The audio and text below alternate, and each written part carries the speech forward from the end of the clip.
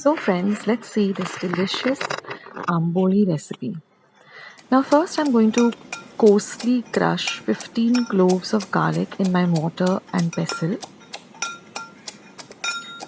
So we have garlic like this, so do not get it in the mixer. Grams of Amboli because I'm going to be making 12 Ambolis and this is easily available in any general store. I will leave the recipe of how you can make it at home if you can't get your hands on this flour. Now I'm going to add the crushed garlic to this Amboli peat or Amboli flour. Next, I'm going to add half a teaspoon of haldi or turmeric powder and 1 teaspoon of red chili powder. So this is the regular chili powder.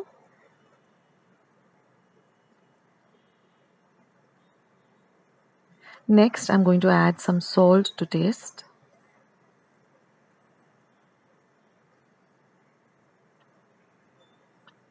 Now I'm going to add about 1/4 cup of fresh coriander leaves or kothimbir. And now I'm going to mix everything really nicely and I'm going to keep adding a little water at a time. So basically this batter should be like a dosa batter. It shouldn't be too runny, it shouldn't be too thick. So here for about 250 grams of Amboli flour or peat, I used about just 1 liter of water short of say 2 to 3 tablespoons like you will see. So this is a 1 liter bottle of water, but I used almost all the water, leaving around 2 tablespoons. So mix everything really well till you have a lump-free batter. You want a very smooth batter like a dosa batter. Now this amboli can be eaten for breakfast. You can take it for your tiffin. You can give it to your kids for their school tiffin. It's really a very healthy option and it's really delicious. So mix everything.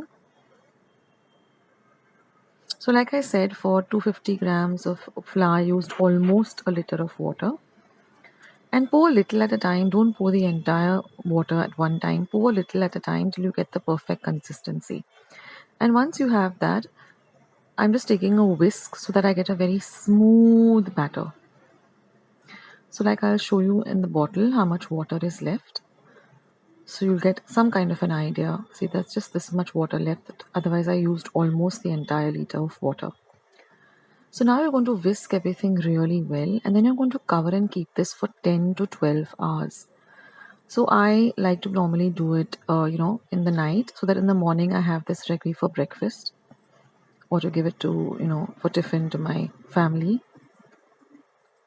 Now this is just what I like to keep in my masala box, which is generally kept in a masala box. So I have here my turmeric powder, my red chili powder, some asafoetida or hing.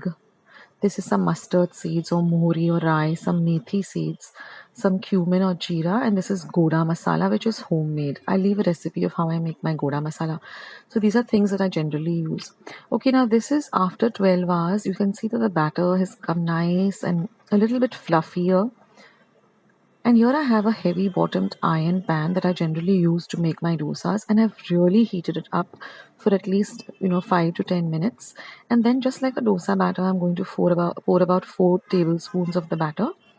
And then I'm just going to spread it out with my spoon very lightly, just like a dosa or a ghavan, which is nothing but an Indian pancake, which is so delicious and so healthy too. Now I'm just going to drizzle a few drops of ghee. Now I like to use ghee, but you can also go with oil. And now we're just going to cover this and let it cook for about a minute or so on a low to medium flame. Now after a minute, you will see that the edges have started to brown a bit. If you look carefully, the edges have all browned up a little.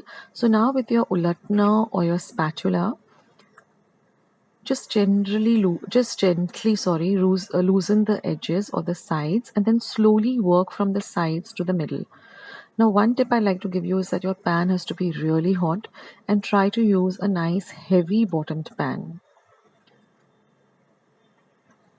So I keep this pan only for my ghavan, dosas, pancakes and ambuis. And now just flip it over and you'll get this beautiful golden brown color, and the edges get so nice and crispy.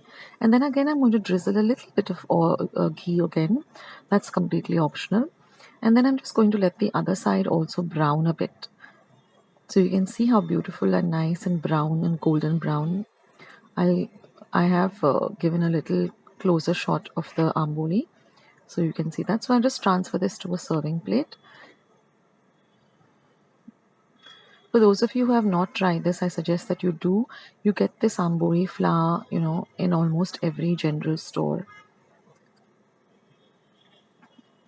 If you're in an area like Dadar, then you'll definitely get it on, anywhere, because it's really very, very common.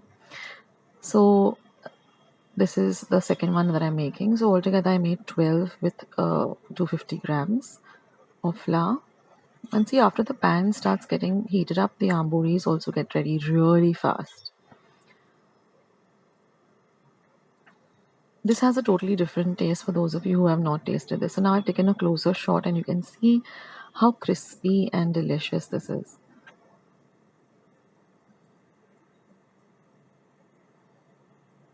And you can serve this with a ketchup. I generally serve it with some ketchup or some homemade chutney. The choice is yours. So I hope you give this recipe a try and let me know, for especially those who are trying it out for the first time, what your feedback on this is.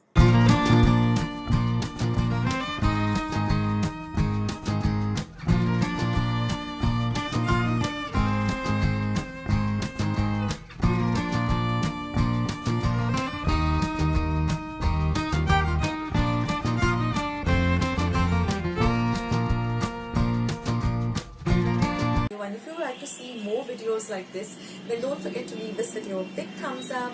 Also, by clicking the thumbs up icon. Also, don't forget to subscribe to my channel and become a part of Akshata's Recipes. Once you have subscribed, there is a small little bell icon that will pop up, so just click on that.